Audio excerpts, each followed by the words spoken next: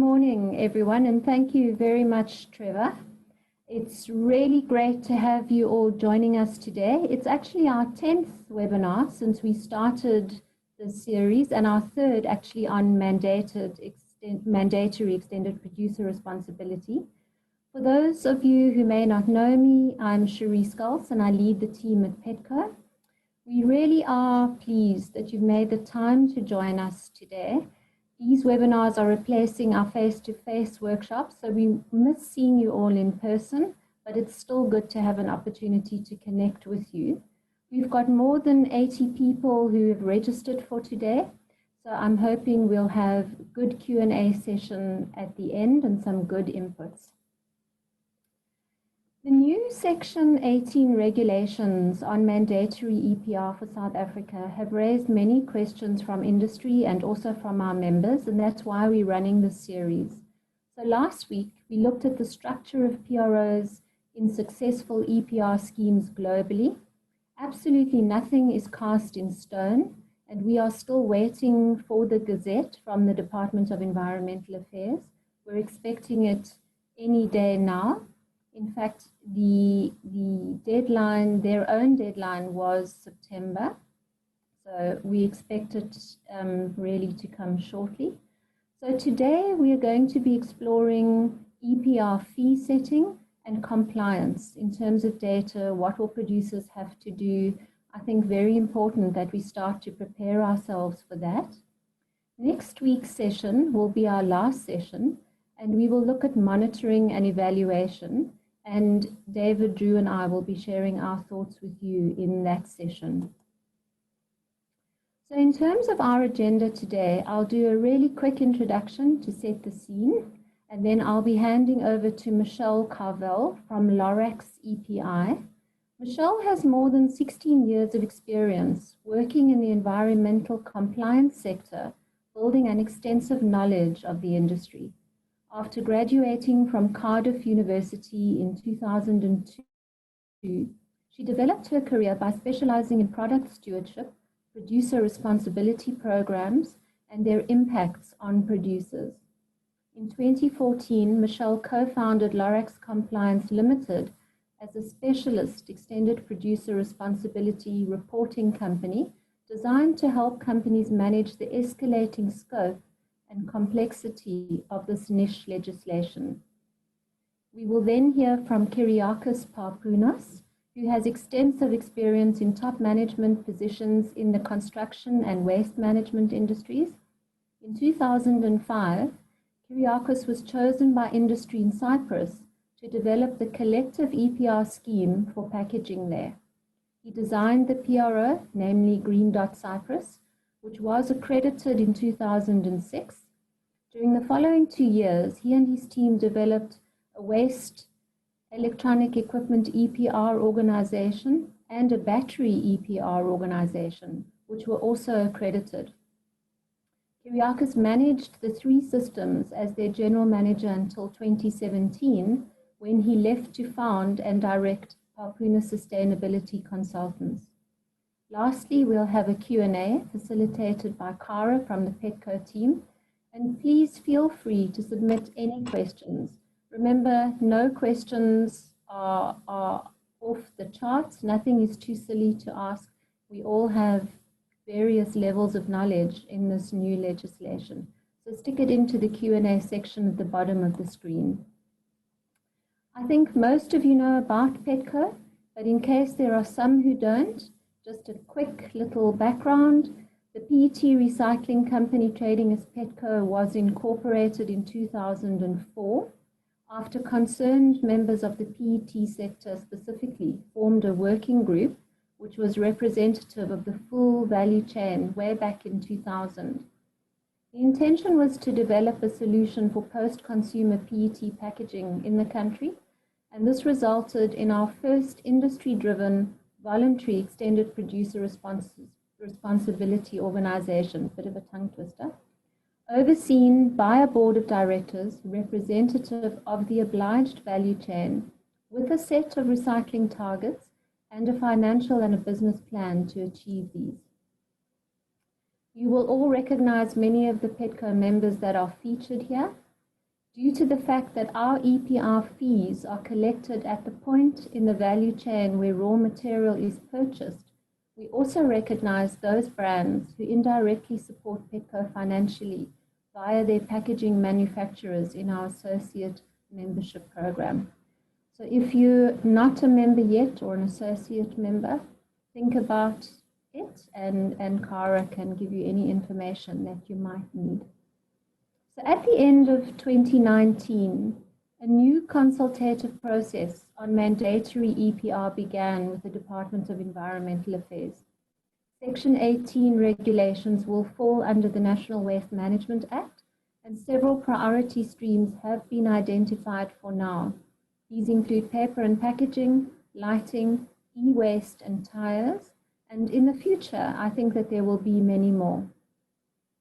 This will certainly change the face of waste management in South Africa and will get us started on our journey towards a circular economy where resources are not simply discarded and wasted. It will help to drive a secondary resources economy, stimulating innovation, job creation, and sustainable production and consumption. These are all key if we are to meet our sustainable development goals. These new regulations will come with new challenges as well as opportunities, just like any other new approach. It will potentially allow for multiple PROs per material and will probably include guidelines or requirements that we will need to comply with. We will need to adapt our systems our systems and structures in order to stay compliant. And fortunately, we can learn from best practice globally, and combined with that and our experience, hopefully develop a sound EPR framework for South Africa.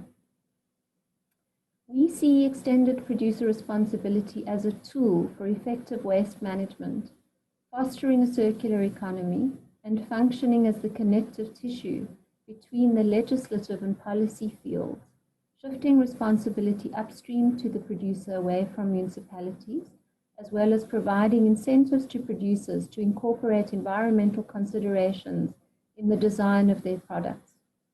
As you can see, producer responsibility organizations sit at the center, and their role is to keep this wheel turning. So it's with great appreciation and pleasure that we can showcase two international speakers with vast experience between them to talk about two of the most important topics on the EPR agenda. What might it take to be compliant, and how should fees be structured? Michelle, thank you once again for being here to share your knowledge and experience with us. I'm sure that it's a very dynamic role to fill, as not only are there many different EPR schemes, but legislation and regulations keep changing and being updated, and you keep up with these changes to ensure that producers stay compliant. So on that note, I will hand over to Michelle, and I'll stop sharing my screen. Okay, thank you very much again for having me here this morning to talk to you a little bit about producer responsibility. And I'm doing this really very much from a producer perspective. So I want to look at it from how a producer would come at this and how they would have to manage legislation as it stands at the moment. Just one slide on who we are. We're a UK-based company. We have an office as well over in the US. And we've been managing producer responsibility compliance for producers for, well, 6 years as Lorex, but certainly I did that for many, many years before that in other guises. And we help more than 90 companies create their producer responsibility reports and to submit them and help them understand the legislation behind producer responsibility. So today in this session, I'm just going to take about 20 minutes and talk you through a few main things here. So just a brief overview of what the global EPR picture looks like. How does it work on a really sort of practical level, and how a producer should comply with the legislation at the moment. And at the end, I'd like to just delve a little bit into fees, which hopefully will lead us very nicely into my next presenter's section, which will talk about fee setting after that. So just an overview of producer responsibility as itself, and I know this has probably been the topic of many of your other sessions so far, but producer responsibility is now found in many countries around the world. And it's sometimes known as recycling levies or green dot fees or producer responsibility. But the fundamental principle behind them is to try and fund recycling efforts, to increase recycling targets, and to help to build that infrastructure which will lead, as Cherie just said, towards a far more circular economy for everybody to be involved in. And what we find really is that countries now that have implemented producer responsibility really do have more advanced recycling programs. They have had that money behind them to be able to invest in technology and in infrastructure. Now, the EPR programs that we sort of all know today really started in Europe, mostly in Germany in the early 90s, and that again was known as this dualis system, which has been underpinned by this green dot symbol that you see there on the right-hand side. And then the driver for that developed into the Packaging and Packaging Waste Directive. Now, more recently, these pieces of legislation have spread throughout the world, and we are seeing that producer responsibility is being used very much as a policy tool in plenty of other economies, not just the EU.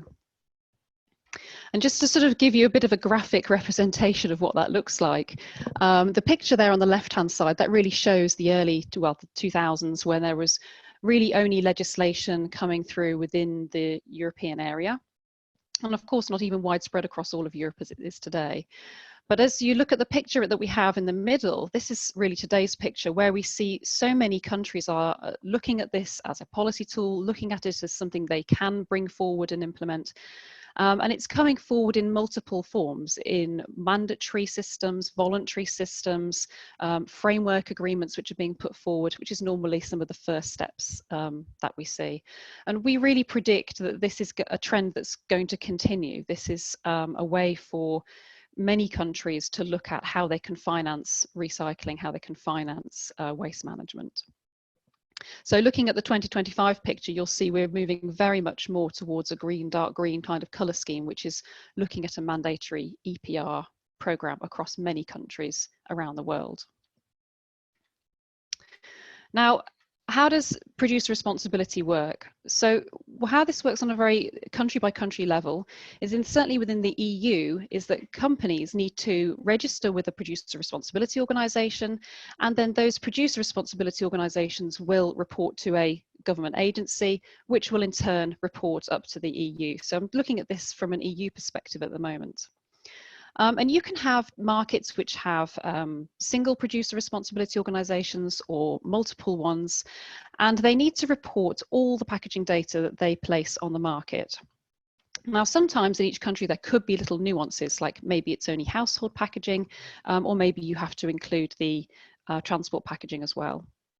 And these reports that companies need to put in are very much based on the weight of material that they place on the market. And within that system, they can pay different fees. And I'll go into that a bit more about the fees and what companies are paying at the moment. And so it works very much in a scale, as you see with this organogram, is that producers will report into a PRO. The PRO will report to their agency or their government, and then they will report in turn up to the EU in this situation. So then they can determine what targets have been met. Now, EPR is implemented very differently across all of the European countries. It's been set as the directive, which means that each country can actually go ahead and do it as they please. So you find situations where you have profits or non-profits, or you have maybe competition or monopoly systems. And then a term that we have in the EU is that we either have a shared responsibility or it could be a full EPR system. So that could be where 100% of those costs required to recover end-of-life waste packaging are covered by the scheme, or perhaps it's a shared system, or they're only covering 70% of costs.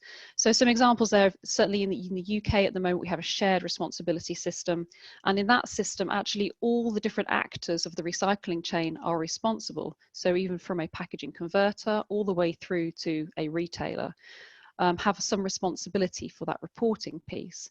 Whereas in many other countries, you will find that it's a producer-led responsibility organisation piece of legislation where one person is reporting for each piece of packaging placed on the market. And finally, we can have differences within packaging EPR due to the scope of their reporting requirements. So that you may only have to report household packaging, as you do in France at the moment, or you may report all of your packaging as you do in Spain. So that would be all the way up to the sort of transport or pallet level of the packaging. Now, I thought it might be just a little bit interesting to show you. This is a graph that's been produced by Citeo, who are the French scheme.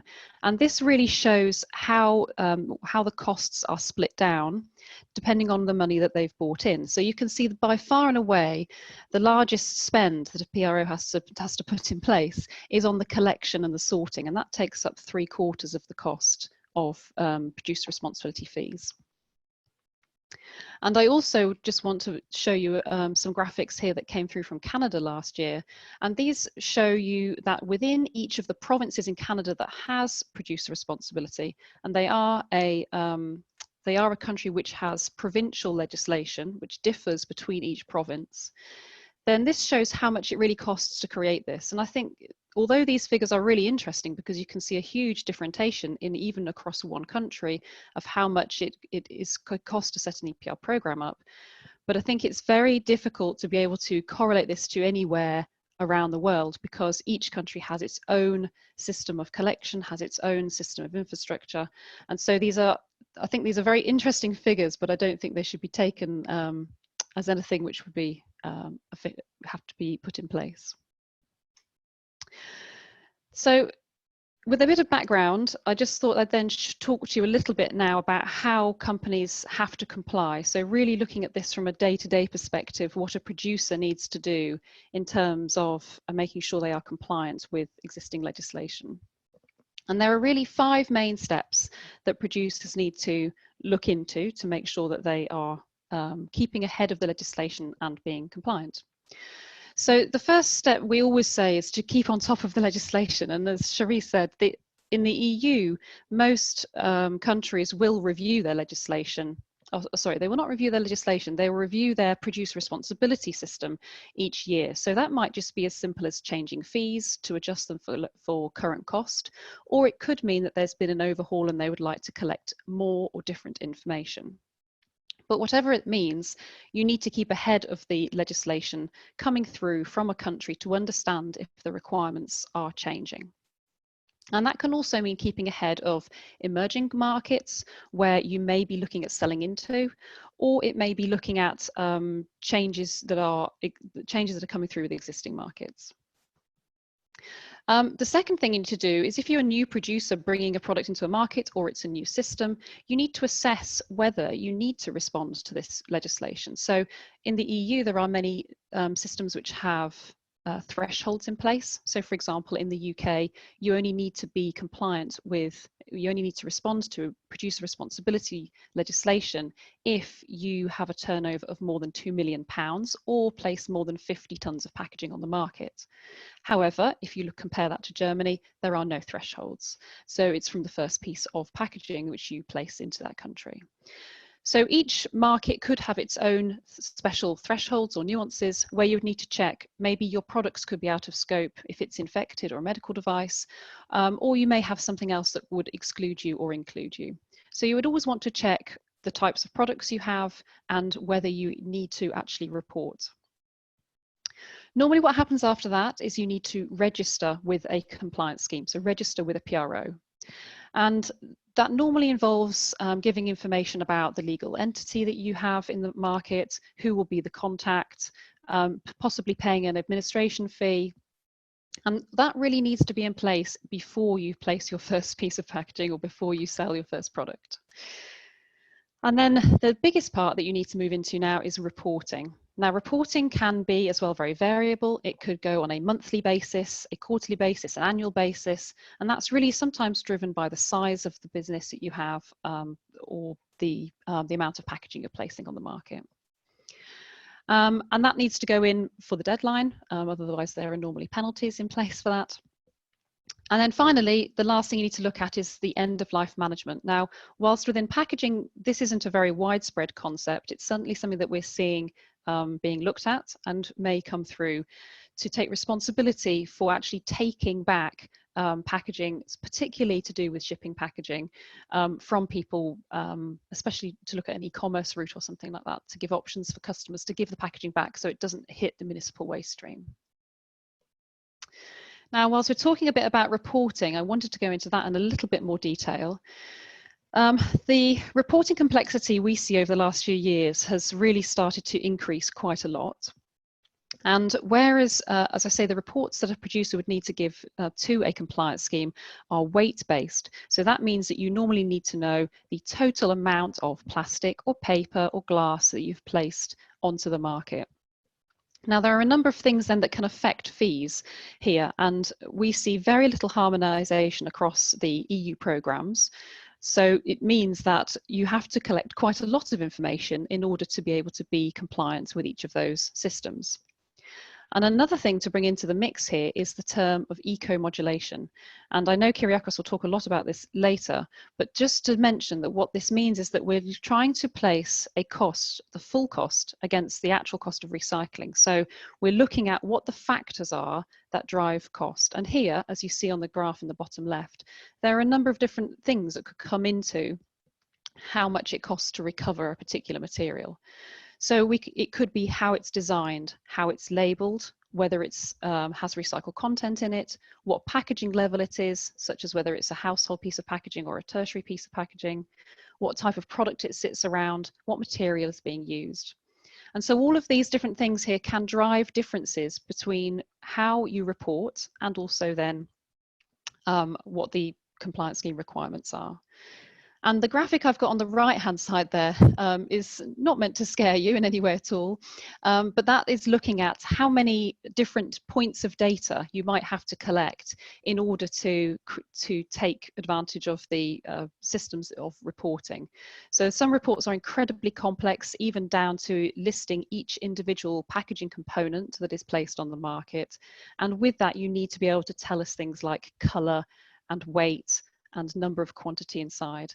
And I have a graph here just with a list of some of the parameters, some of the data points that we would always recommend that companies start looking at so that they can report effectively and accurately into the PROs. So just to give you some examples, I have grouped them down there into different types. So against each packaging component, you would want to look at the colour, or whether it's a bottle or a bag or a box, if you have any recycled content in there, what type of material. And you can't just say plastic, you do need to understand that it's a PET or that it's an LDPE, or take it down to that sub-level of material. And then when you look at weights and measures, we need to understand about the quantities, the number of pieces of packaging being placed on the market, sometimes volume, sometimes dimensions, if it's a large piece of packaging or a small piece. And then some information about separability. Are these things easily separable? Can they come off, or would you expect them to be kept together? And then other details around products, how they're being used, and then any guidance that's been put on. And labelling now has quite a large factor in terms of instructions to the consumer on how it should be sorted, and that can have an impact on the fees. France is a particularly good example of that, where they will offer a bonus to you, so a reduction in the fee if you've done the correct labelling on your packaging. So just as the last section, I just want to show you through a couple of examples of categories and fees, just so you can have some context of all these things I'm talking about. What you can see here is a comparison between the different reporting categories for 3 markets. So I have Italy and France and Belgium listed in front of us. And the difference you can see here very much is within the plastics, as you can see. Small differences in paper, and then the steel, aluminium, glass, wood categories are normally quite similar. But what you can see is that each country is asking for something slightly different. And whilst of course it's asking for plastic weight, it is asking you to divide it down in a very different way, depending on where you've sold the product. And those categories in Italy there, it says sortable or recyclable, and they have a big list of packaging items that they believe within their systems are considered to be sortable or recyclable, and that is the basis of those fees. And the interesting thing is the difference between your level A fee and your level C fee is very significant. It's the difference between 150 euros per tonne versus 546 euros per tonne. So when we look at whether you'd like to collect a lot of data and be accurate with it, knowing more data can be a huge advantage in a situation like that to accurately report. And as you see, looking at the other categories there, some of them are getting more complex and some of them are bringing in the information about the components, so whether it's a bottle or whether it's the bag, as well as the material, as you can see there on the Belgian example. Just to compare and contrast that over to the Canadian provinces, which have those EPR programs as well. You can see here that there is, again, little correlation between them, but they are not the same. And you do have to split your packaging down into different ways. So the better your data is, the better you'll be able to do that division. This term of eco-modulation that I mentioned earlier is being brought in now across the EU. It's part of the Article 8A that came in from the Circular Economy Package. And we are seeing a number of countries now are bringing in eco-modulated fees, which means they will charge more for a worse type of material or harder to recycle type of material. And they will charge less for an easier to recycle type of material. And as you saw in those previous examples, that is within a material banding, so within plastic, they will split those fees down. And so Sweden has a couple, it has 2 for plastic, 2 for paper. Italy, as you saw in that example, has 4 for plastic. It actually now has 6 for paper, starting from the 1st of October. And Spain and Ireland and the Netherlands are some other countries that have also gone forward and are looking at doing that as well. Now, I thought it might be quite interesting just for a couple of slides to show you some practical examples of what cost differences actually might look like. And these are examples here looking at the Canadian provinces, so BC, British Columbia, Ontario, Quebec, and comparing those across to the EU fees and to the categories as well. So you can see here that even for a simple product, one single product, which would be the sale of coffee, how putting that into a steel, plastic, or flexible pouch container can really have a huge difference on the amount of end-of-life costs that a producer would have to pay today across those 6 markets. And the differences you can see there range from the lowest fee for flexible pouch, the steel can over in Italy is the lowest fee, and then the highest coming up in British Columbia with the plastic canister. And there's a huge range just for being able to put the same product on the market. And a second example I have here is to look at baby food, and you can see again 3 different packaging formats to place a single product on the market has a huge difference again in cost, all the way from 166 in France up to 15 in Quebec. So the decisions that producers make when it comes to producer responsibility have to now really be placed around the costs which they may have placed on them in terms of the packaging fees. And this can be a very huge incentive, especially when we start looking at how EPR fees are going to be charged in the future as to the packaging which they choose for their particular products. And one example I just wanted to show you here at the end is in France, as I mentioned, they have a very extensive producer responsibility bonus and malus system, where if you have certain criteria of your packaging, one way or the other, then you can be rewarded, so you can have money off, or you can actually be penalized up to 100% of the cost again, so you pay double if the packaging is of a type which they do not want anymore. And to take a single bottle, a 12-ounce bottle here, this can be the difference in costs depending on the material choice that you've made within France, which goes all the way from $8 all the way up to 18. So just by choosing the sorting instructions with a clear PET, as you see on the left-hand side, all the way over to no sorting instructions and an opaque, that is where the differences in cost come from. Okay, so I think I've come to the end of that, and if you have any questions, I'm very happy to take them. Please use the chat function, and you can send any questions through to our Q&A.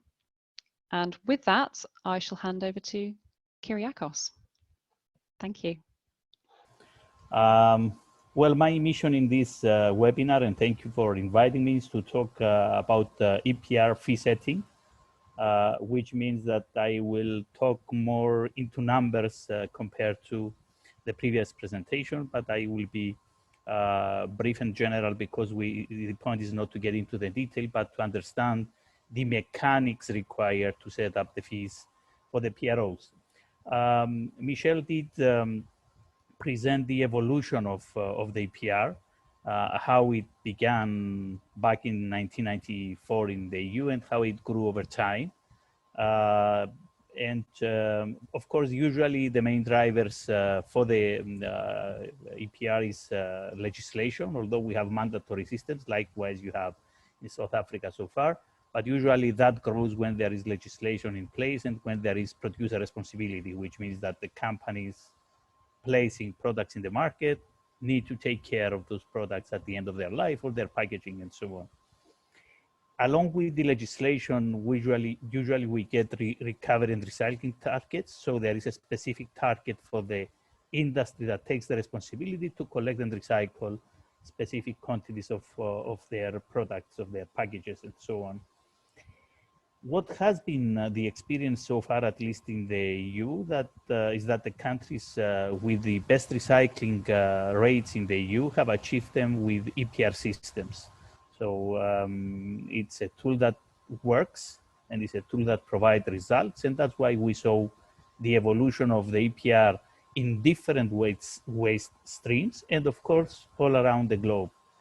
What has been added to the equation or what is adding to the equation these days, although deposit refund systems are in place for many years, usually for refillable packaging, we see DRS, deposit refund systems, in single-use packaging now, and the combination of EPR with deposit systems in some countries, and it's something that apparently will grow in the future. What is important to say here is that deposit systems, as we know them with their evolution up to date, they deal with beverage packaging, and that's about 40% of the packaging in most of the markets placed in the market.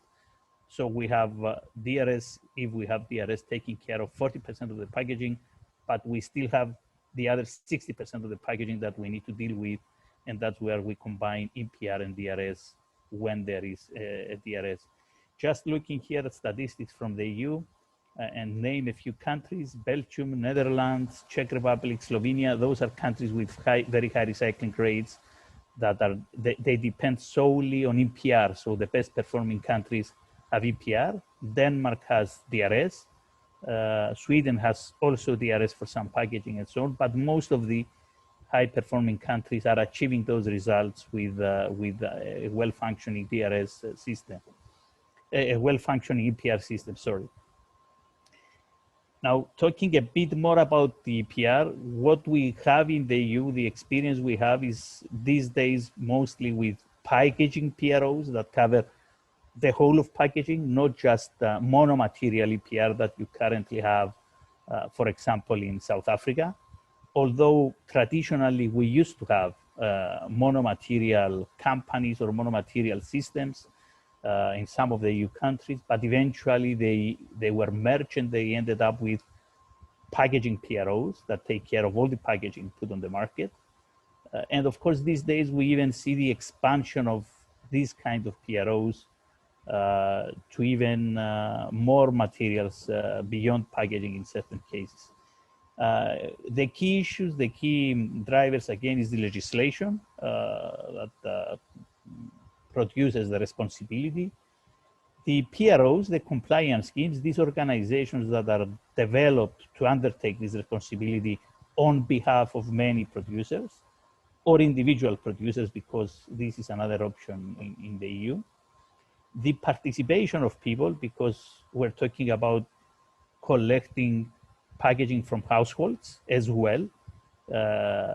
So we need the participation and the engagement of people in sorting their waste so that we get good quality of material. And of course the enforcement, because at the end of the day, this is a legislation, and unless it is enforced, that creates many problems and many distorts competition in the markets and so on. This is a slide with the key stakeholders. I will not get into the details. This is not the point. Just to name them though, we definitely have the municipalities, because we are working to collect the packaging in the territories of the municipalities, and they may be part of the operation or not be part of the operation, depending on the setups and the choices when we set up the PROs and the operation of the PROs. We have the citizen within the core because they need to sort their waste. They need to be educated to sort their waste so that we get good quality material. We have waste operators, collection, sorting. You saw the cost earlier from Michelle's presentation. Most of the expenses go for collection and then for sorting. And of course, this operation could be done by municipalities or could be done by private waste operators or by a combination of those. And in many cases, we have combinations. You have then the recyclers who receive the material from the sorting stations to reuse, to use the material in new production, the secondary resources as we call them. And of course, you have the state that monitors the operation. And of course, the role of the state changes according to the PRO framework in the country. It's a different case when you have a single PRO, it's a different case when you have multiple PROs competing between them and so on. And of course, the packaging producer who is in most of the countries undertaking the key responsibility to finance the collection and treatment of their material. There is definitely the other stakeholders, packaging manufacturers, retailers, distributors, and so on, that they have a role and responsibilities, but usually the financing responsibility lies with the producers, and it could be full financial responsibility or partial 70–80%, in which case municipalities or other institutions may be also contributing some of the cost. Talking about fees now, this is a picture from the fees in one of the EU countries, and you see, for example, certain issues that are important. You see the evolution of fees over time, and that shows that fees change because costs change, and also the value of the material in the recycling markets changes. It's a cyclical market. We have a volatility, so fees change.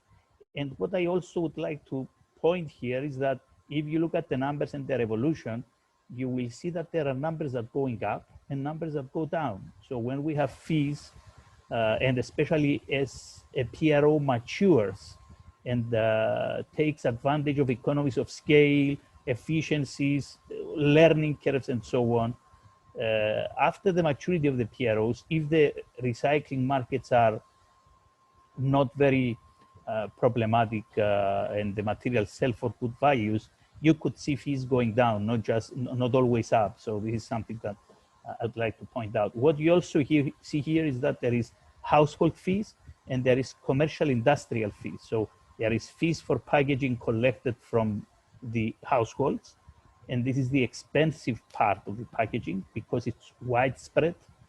You need very high collection costs, sorting costs, many types, and so on. And of course, you have commercial industrial packaging, which means packaging that stays at the supermarkets, at the central stores, where you find material clean, usually separated, easily separated in different waste streams in large quantities. So the collection and the treatment costs are much lower, and you have definitely, for the same material, you see, for example, paper household and paper commercial industrial, the fees are different because the commercial industrial stream is cheaper. Now, there is, of course, PROs that cover only household or only commercial industrial, although this second commercial industrial system is very rare. For example, in EU, we only have it in Belgium. But most of the systems in most of the member states cover both types of packaging. In these tables, I would like to highlight the issue of the importance of granularity of the fees. If you see option 2, the table on your right, this is a more traditional way of setting up fees, although many PROs still have their fees like that: glass, paper, steel, aluminum, plastic, the basic materials, and there is one fee per type of material. What we see is the evolution of the EPR, and of course, eco-modularity that Michelle was talking earlier takes things to an even more granular level. But most of the better systems that we have, the more mature systems, have a more granular set of fees where, for example, you don't have only plastic, but you have separate PET, separate high-density polyethylene, separate film, and so on, so that each material receives a cost much closer to the real cost of recycling, rather than blending many materials together and finding an average. Because with an average, there is materials paying more than they should pay, and apparently materials that pay less than they should pay. So granular fees is the way to go. And of course, with eco-modularity, there will be more granularity as well in the fees. Now, talking about calculating the actual fee, there is usually, and what we propose in most of the cases, to use a cost-based formula, which means that each material carries the cost required to collect, sort, and treat the material minus the value of that material when we sell it in the international market. Of course, there is material that have a positive value. You sell the material, and there is, in certain cases, materials that have a negative value. So that formula would be different for those materials in the sense that there is no value from sale, but there is also cost to collect, cost to sort, and cost to treat the material. So based on that, we try for each material to find the fee that actually reflects the real residual cost, let's say, to the EPR. Now, what are the critical components we need to build a system to calculate the fees for a PRO? First of all, is the provisions of the legislation. What is provided? What kind of targets do we have, so that we know what quantity of material we need to collect? Then we have packaging put on the market. And when we talk about the experience in the EU, we're talking about the material put on the market by the members of the PRO every year. So each PRO has a responsibility for the packaging put on the market by the companies registered in the PRO, not for the national targets. So if you have multiple PROs, you need to add the responsibility of all the PROs to find the national target. If you have a single PRO and covers the whole of the market, then in that case, it could be that the targets of the PRO, of course, it will be national targets. What are the recovery and recycling targets from the legislation? Because that sets the target. Basic operational model, how are we going to collect the material? What kind of waste streams and what kind of collection methods?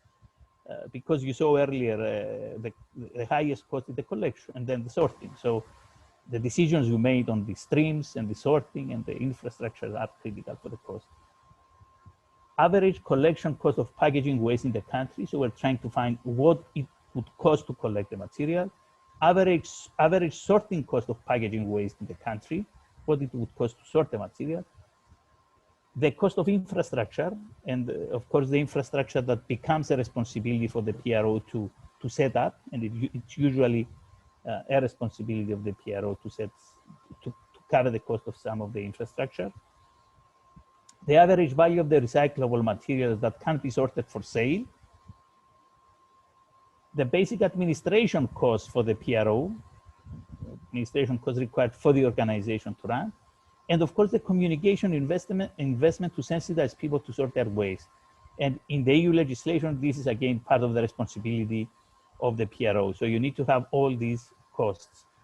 I will now get into some examples of these costs at different levels so that we understand what we're talking about.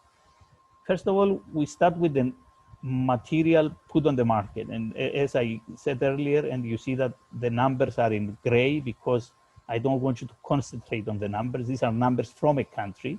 I would like you to concentrate on the kind of material that we need to collect.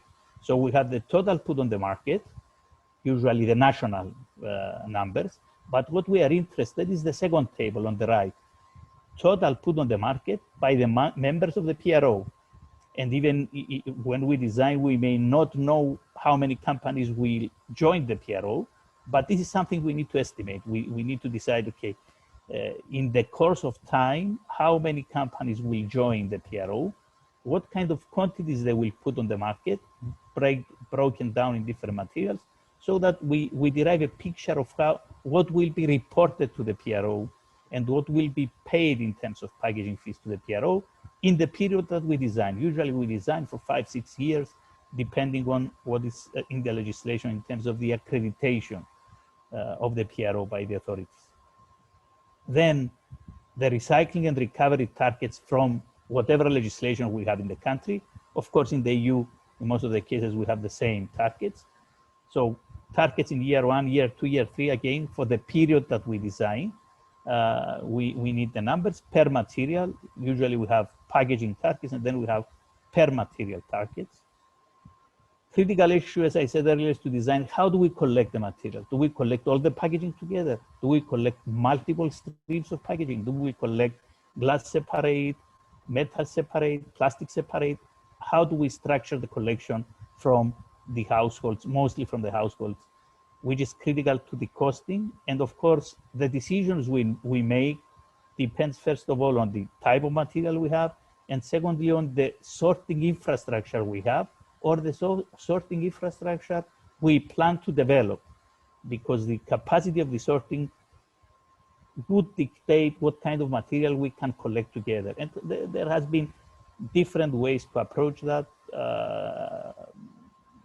I'm just using here an example because the rest of the tables are built based on this example. Let's say we have decided that we collect glass separately in green bins, and we collect another yellow bin with the rest of the package. So what we say here is basically that this yellow packaging is a yellow packaging that needs to go to a sorting station that can sort these types of material between them. So we are starting to build up our model by getting fees, finding out costs, collection costs per trip, sorting cost for the yellow bin, sorting cost for the green bin, the glass bin if there is impurities in the bin, and we need to clean them before we recycle glass. We have a sorting cost there, usually much smaller than the sorting cost of the yellow bin, let's say. Transport of residuals, because when we sort there is residuals, and we have a cost to transport these residuals as well. The cost to landfill if we're taking the residuals to landfill, of the cost for energy recovery if we take the residuals to energy recovery. The cost of bins for the infrastructure, and any extra transport of material, because when we sort material and sell to recyclers, if we need to cover the cost to get the material to the recycler, it means there is an additional cost that we need to cover there if we sell the material at the facility of the recycler and not from our facility. So that would work one way or the other depending on the deals we have. Values of recyclable material, because this is the income that will come back to the PRO. So we're trying to figure out what would be the average cost of these materials over time, because we said that this is a market with volatility. And the last few years after the China Green Wall, after China closed their borders for waste, we saw the prices of most materials going very, very low. So that needs to be taken into account. Some risk assessment and some sensitivity analysis of changes usually takes place in the design of the fees. So we try to get the figures for each material. Then administration costs, employees, staff training, directors remuneration, if any, professional services, offices, all the administration fees that we have in most of the companies that we know. We need to calculate those year by year. Communication cost, how much money are we going to spend to sensitize people? And of course, that's a high cost at the beginning of the life of a PRO and goes down as we move along and people learn to participate. Usually we go with a fee, a number, euros or dollars per capita over time, and that goes down as we go along. But again, we need to calculate that, and depending on the level of awareness of people, that cost could be higher or lower depending on the country. Infrastructure, we need to, if we have to provide infrastructure as a PRO, that could be bins, that could be sorting stations, trucks, collection trucks, and so on. We need to calculate again what kind of cost we will need to cover these investments as well. And of course, when we're talking especially of communication costs and administration expenses, a critical issue is a model to distribute this cost per material, because this is general cost and we need to decide how much of that will go to plastic, how much will go to metal, and how much will go to household packaging and to commercial industrial packaging. So these are decisions that need to be made. Eventually, so when we have all the fees, we end up with spreadsheets, the calculation of fees and so on, the model. If we look here at the glass costing, which is a monomaterial, so that reflects more of what you have as well in South Africa today, not packaging EPR, but monomaterial. For this bin is like a monomaterial PRO, so there is collection cost, there is all the costs that we talked about earlier, broken down, and then at the end, we get the total cost and then required to collect the material to meet the targets year by year.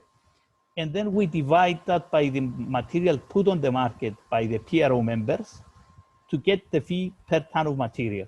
So you pay for all your packaging, fees for all your packaging as a producer, and those fees should be enough for the PRO to collect enough material to meet the targets each year. Things, of course, are more complicated in terms of calculation when we talk about the bin with the different materials. You see here a sample calculation of a yellow bin, so a more complicated calculation. Again, the principles are the same. You distribute the cost to the different materials. You decide how you distribute communication, administration as well, direct and indirect cost, and you end up with a fee per material. Now, when we, and of course the same goes for commercial industrial packaging, the cost base is different. That's why we have cheaper fees for commercial industrial materials. Now, when we finish this calculation, in many cases, or in most cases, we come out with purely cost-based fees, but there could be irregularities in the fees, in the sense that some fees may be very low because a certain material has a very high value, either during the certain period that we are planning, or because it has a higher value overall. In general, we do not have negative fees in the PROs, although it's mostly a cost-based exercise. And of course, many times when you decide about the fees, you need to take into account that there is similar material placed in different types of packages, and the fees, if they are very different between them, that could upset the market many times. So in most of the cases, there are some decisions to be made to normalize the fees. But this is always done based on some key principles to make sure that the rest of the industry understands why these decisions are made and appreciates the way we use the principles. And when I say we use the principles, I mean the decision bodies of the PRO, the board of directors, and so on. So for example, in this case, you see aluminum that has a very high value as a secondary material and having a negative fee, and high density polyethylene also, and PET, sorry, having also a very small fee. Usually we use two basic principles to normalize these fees. We have two approaches. One of them is solidarity between materials. That's how we would call it, solidarity between materials. Now, what we say here basically is that materials that are collected, transported, and sorted to sell, they have a high collection cost, high transportation cost, high sorting cost, and there is a value in the material. Those materials that are packaging, but they are not sorted because they are in very small quantities or very difficult to sort, like mixed packaging and so on, they have a collection cost, but because we don't sort them, they don't get a sorting cost. And they don't get also other costs that goes to the materials that are sorted. I will go to the eco-modularity principle first because I was getting into that now. So those materials that are easier to recycle and they're recycled, they usually get a higher cost. And those materials that are not easy to recycle, by the cost-based formula, they get a lower cost. what we do with eco-modularity in the very basic form, because what Michelle was talking earlier is the evolution that we see in Europe. In the very basic form, instead of having only these types of materials that we collect and we sort in the left column of the table here, we create another category, the other category, that is material that could be recycled, but is not recycled because it's very small quantities, or very difficult to recycle. That other category that has no cost because no cost is allocated to that, we create that category and we cut cost from the other material and transfer that cost to this other category.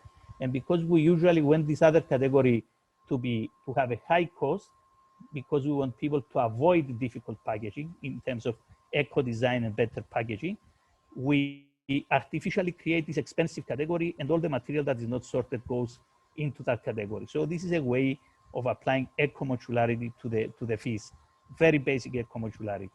The other principle, which is solidarity, you understand that because it's a cost-based formula, material that is collected in high quantities, too much paper is easier to collect, or too much glass, some cases, and so on.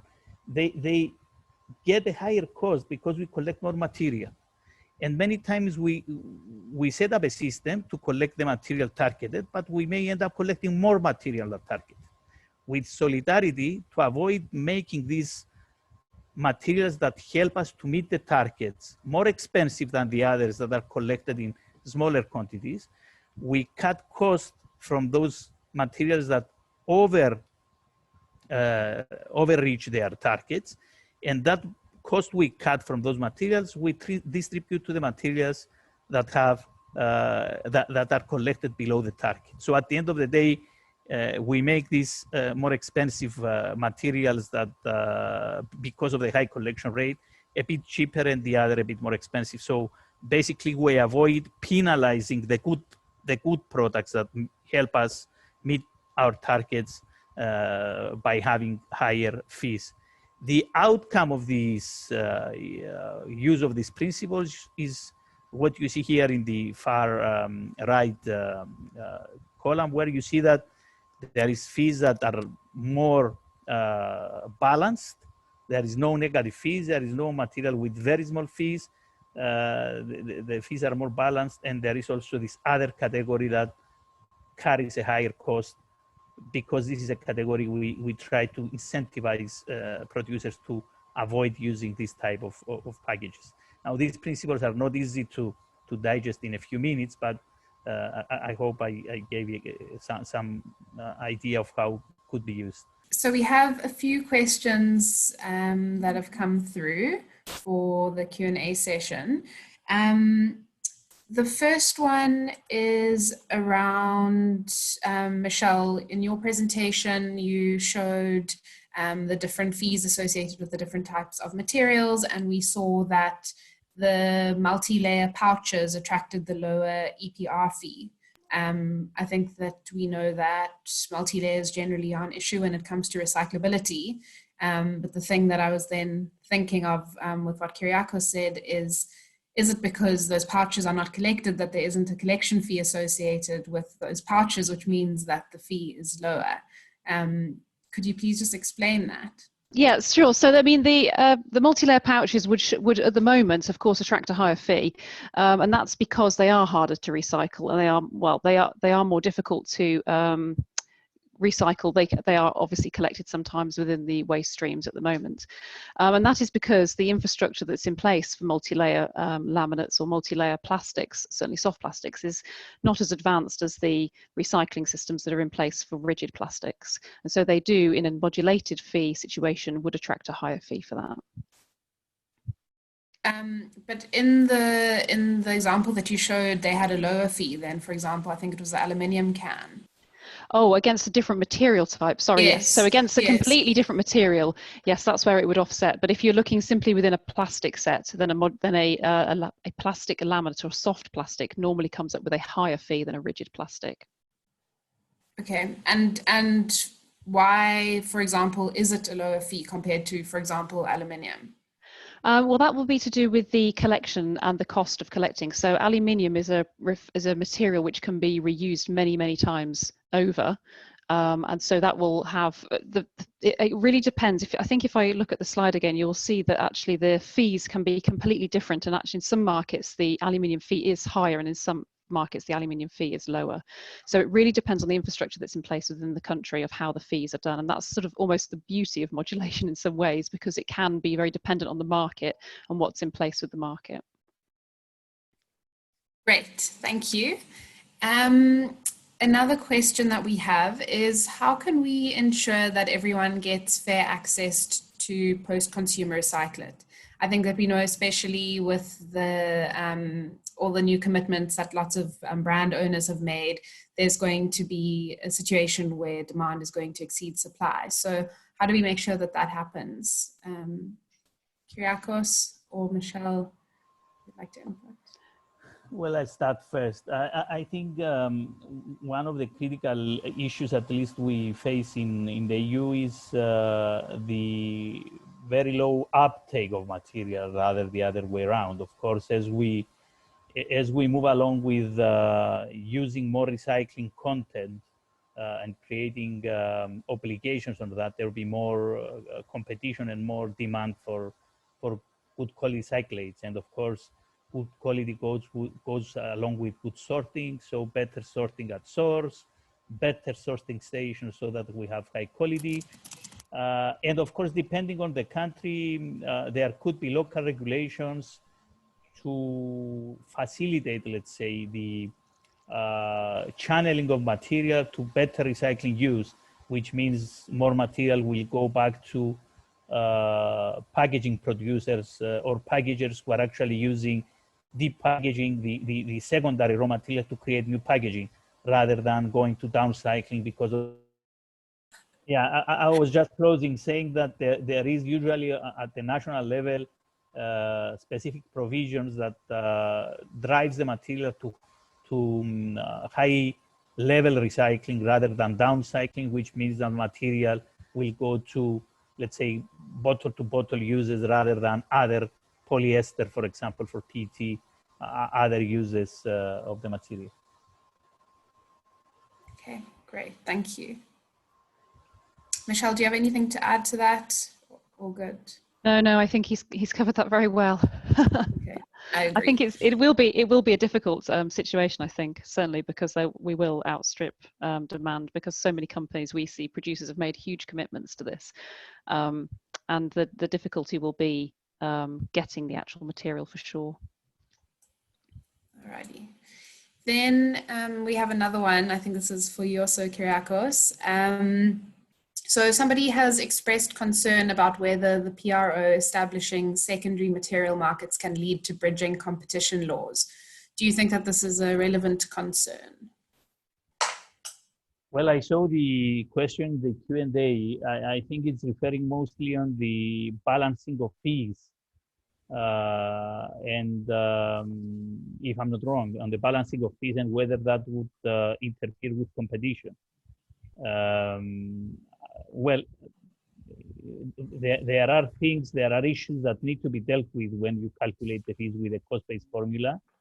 And of course, doing that requires the use of principles. That's why I talk about principles and not just a mechanism that we decide every now and then how to deal with fees, because then we start playing with actual numbers and the cost of companies.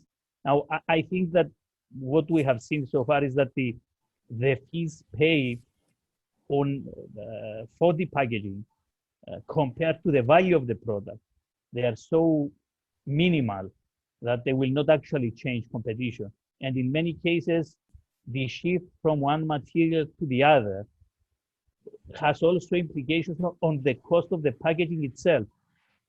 So a packaging that has a higher price to buy, in many cases is a better packaging in terms of recycling because of the optimization that has been going on for packaging. So you buy possibly a more expensive packaging, but you pay less fees. Or if you buy a cheap packaging, many times you pay a higher packaging fee. So at the end of the day, many times it balances. And overall, the impact of this fee on the value of the product is so little that will not disturb competition. Okay, this one is for you, Michelle. We see that your lists are always changing. When EPR started in Europe, how long did it take for everyone to become compliant? Is this something that is still an evolving challenge, or is everybody compliant? No, I would say that we're still developing with that, because I mean, just take the example of what happened in Germany a couple of years ago at the start of 2019. They brought in a new system. There's now a new clearinghouse that companies have to report to try and ensure that all companies are reporting that they expect. So they come up with a figure of number of companies they expected to report, and they still are not actually at that figure of companies that they expect to be registered and to be reporting in Germany. So Germany, even being one of the forerunners in EPR in Europe now, still does not have everybody they believe on board who should be reporting to producer responsibility. So there are two things at play.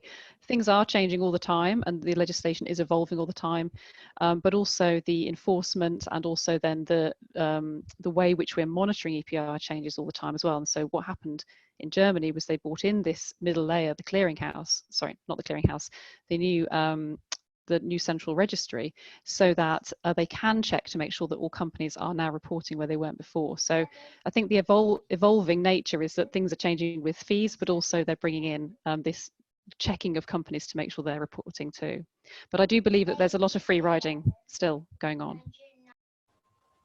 And I would like to add something on this point, because in most of the cases when we talk about countries moving into mandatory EPR, it's always a big issue, a big question, a big discussion within the industry whether companies will join, how it will be enforced, what kind of free riding will there be in the country.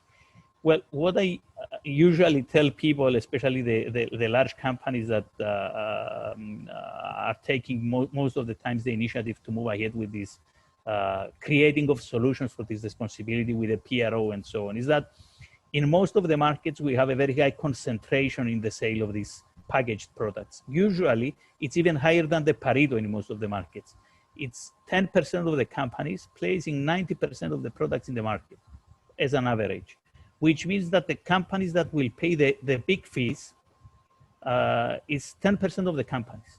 So you will have a small number of large companies paying most of the fees, and a very large number of small companies paying very little fees. So financially, it's not so critical if everybody is on board, especially for very small companies. Many times you end up having a high administration cost to have them in the system while you collect very little fees. So if you have a group of the big guys, the big companies sitting around the table to set up a PRO, they usually have the funds already to run it anyways. It will be an issue of fairness. Eventually, authorities and the PRO should make sure that everybody participates, but it's not a critical issue at the beginning. It's not a breaker if you don't have everybody on board at the beginning. Eventually, you have to fix it, of course.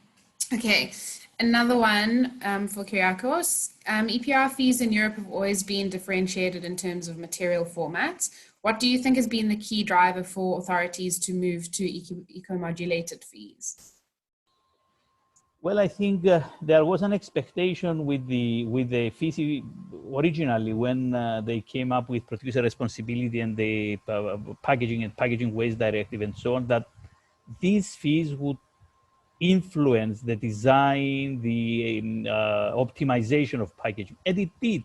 It did to a certain extent. If you talk to the big companies, like the big names, they will tell you how many grams of packaging they took away from their packaging, how they changed their labels, how they changed their caps and so on to make sure that the packaging is better, is more friendly and so on.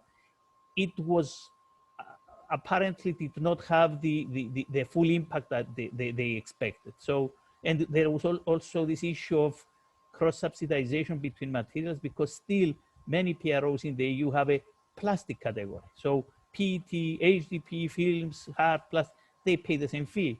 So you do not differentiate between the different materials. So I think eco-modularity was trying, first of all, to bring in this granularity of fees so that materials pay according to their actual cost or very close to their actual cost.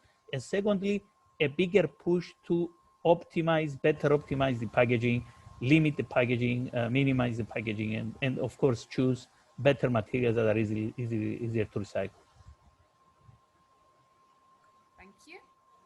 One more question, and then we will wrap up if there aren't any further questions. Another one's just popped in. So it says, what are the penalties at the moment for non-reporting? Well, I can tell you in Germany, the penalty for non-compliance is 200,000 euros. And as I say, Germany has now no threshold in place. So that means from the first piece of packaging placed on the market, it's that. Now that I would have said that's one of the more stringent ones, but I know full well of, there's a company in the UK that was fined a few years ago, £600,000 for not complying. Now they had obviously not complied for many years. This wasn't just a one-off, oh, I missed my report by 2 days situation. This was, you know, they had not been reporting for many, many years. And what we do in the UK is we actually then put that money normally to charitable purposes back into an environmental charity, or that's where they're asked to donate that money. But that was some of the fines are very high. Not a lot of countries publish the fines in many cases, but we know that that's within the legislation in Germany, that the value is 200,000 euros for non-compliance. So it's not cheap. Yeah. Just a small addition to what Michelle said. Of course, there is different approaches in different countries. There is some penalties in the laws.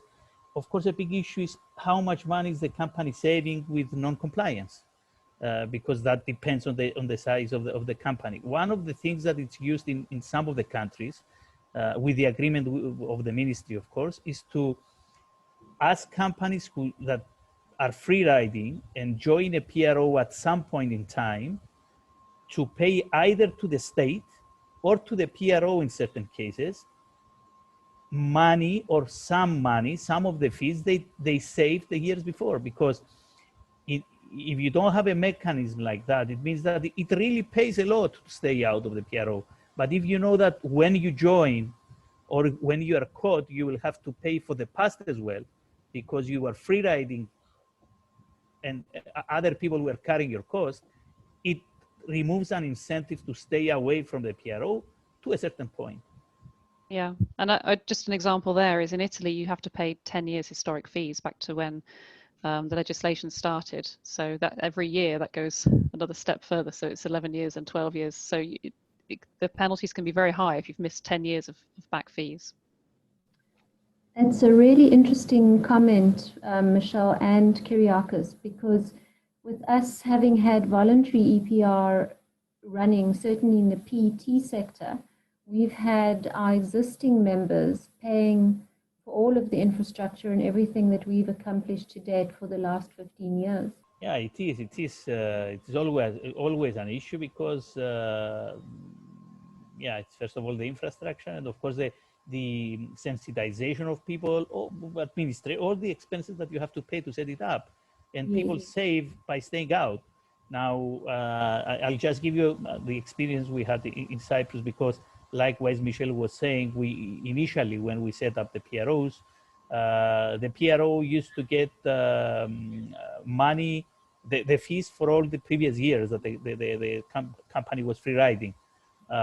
Eventually, of course, this becomes a barrier to entry. As the years goes by, it becomes a barrier to entry, because you may not be able to pay the money because you did not put them aside as you were free riding. So, and eventually what happened is that the period that you pay was limited to 3 years. So you pay for the 3 years back and you get a waiver for this is not fair, but you have to find a way that the incentive will work without being a barrier to entry. So you have to find a balance.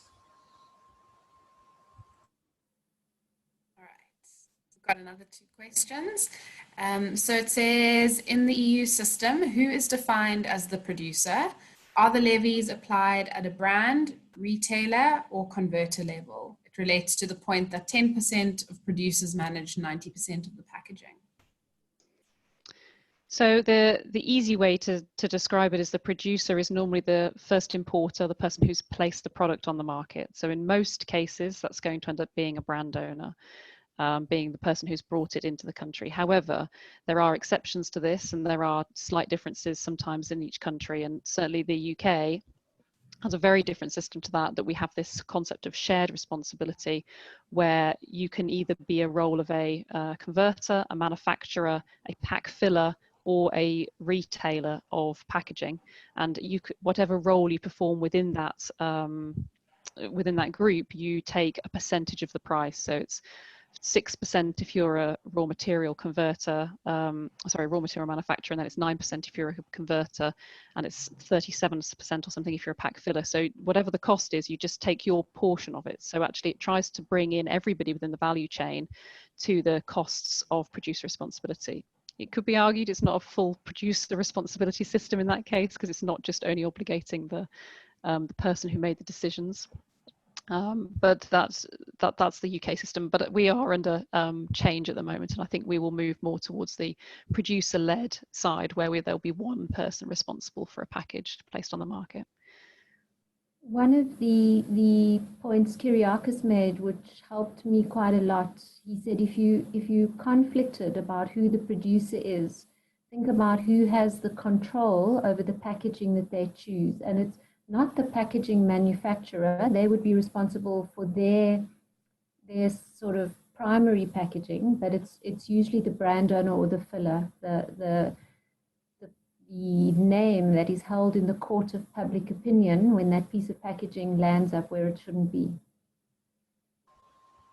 Yeah, you're right, Sherry. Usually, and Michelle was describing the UK system, which is different, at least in the EU, from the rest of the systems. In most of the cases, in most of the countries in the EU, the producer is the filler or the company that first imports the product in the market. Yes. So, and that company will pay the fees 100%. Now, yes, there is country by country obligations on retailers, distributors, packaging manufacturers to facilitate the process. For example, the retailer to accept the placement of bins, for example, in their premises to collect the material sorted, or the distributor of packaged products to collect, in certain cases, in their trip pack, for example, empty carton boxes, and take them to a central facility, or the manufacturer of the packaging to buy recyclates, so that it creates markets. So there are responsibilities, but in most of the cases, in terms of fees, financial responsibility, and in certain cases, operational responsibility, if the system gets involved in the collection and sorting and so on, it is the filler or the company that puts the product, imports the product in the market, that pays the packaging fees. So this is the, let's say, the principal way of dealing with this. Yes, thank you, Kyriakos. That's a very key point, because it's not only a financial obligation. There are shared responsibilities in terms of, as you say, data take back. So I think what's really key is the clear definition of roles and responsibilities, because it takes a group of businesses to place a product on the market. But we did discuss some of these issues in some of the earlier webinars that we ran, and those would be available via Kara if any of you missed them and you want to have a look at the recording. So there's one more. If anyone else has any more questions, we've got 8 minutes to go. But the last question that we have for now is, please provide examples of EPR systems where there is effective working relationships between industry and local government. How is the responsibility shared? Well, there is all the kind of models, even within the EU. And of course, the way you work with the local authorities depends, of course, on the level of infrastructure in place, the capabilities of the local authorities. And you have cases like France, for example, that all the operational responsibility is with the municipalities and waste management companies working for the municipalities. So they do sorting, they do collection, they do sorting, and many times they do recycling as well. So the PRO basically negotiates with the local authority what kind of fees to provide in terms of producer responsibility to the municipality for every ton of material, each type of material they recover and recycle. And of course, you have dual systems like the one in Germany, in Cyprus, in some other countries, where the municipalities only agrees to allow the PRO to run a system on the ground. They agree on the design of the system, and the operational responsibility is on the PRO. So the PRO would employ collection companies, sorting stations to collect the material, sort the material, and then sell the material to the recyclers either in the country or abroad. So there is all the array from full municipal responsibility and the system pays fees to the municipality, all the way to full operational responsibility, which means that the PRO pays the cost for the management of the material, receives the value of the material when they sell the material, and whatever is the residual cost creates the fees of the PRO. So it's the whole spectrum. Thank you. And of course, just to add to that, especially in countries, and that relates more to South Africa, especially in countries where there is very little infrastructure, especially in terms of household collection and in terms of sorting stations, it's more usual that we see the PROs taking more operational responsibility to facilitate the quick evolution of the infrastructure. Because looking at the kind of targets that were in your regulations, the draft regulations that you were discussing, these are very high recycling targets, in certain cases higher than the EU, and in a very short period of time. So that means very quick deployment of infrastructures, and you have to ask yourself whether the municipalities can play a real role, or what kind of role they can play versus what kind of a private PRO with waste management companies can play in that area. So I think that brings us to a close. First of all, I just want to say thank you so much both to Kyriakos and to Michelle for the time and effort that you've put into these presentations. And I know that you've been a really great resource for Petco as well, just for us to learn from you. And so just thank you once again for your time and your effort. And thank you to Cherie for your time. And thank you to everyone else for your time and for spending the morning with us. And hopefully you'll be able to walk away from this learning a little bit more. As we said earlier, we'll be sending out the recording of the session. I'll also include the legislation in there, as well as a link to our Design for Recycling guidelines to look at. And if you have any questions, there will also be an email address in there, petco@petco news, that you can just ask any questions to. So with that, I would also just like to ask you to sign up for next week's webinar. It will be our final one. And with that, actually, that is the end. I hope you all have a great day, and we look forward to seeing you next week, hopefully. Goodbye.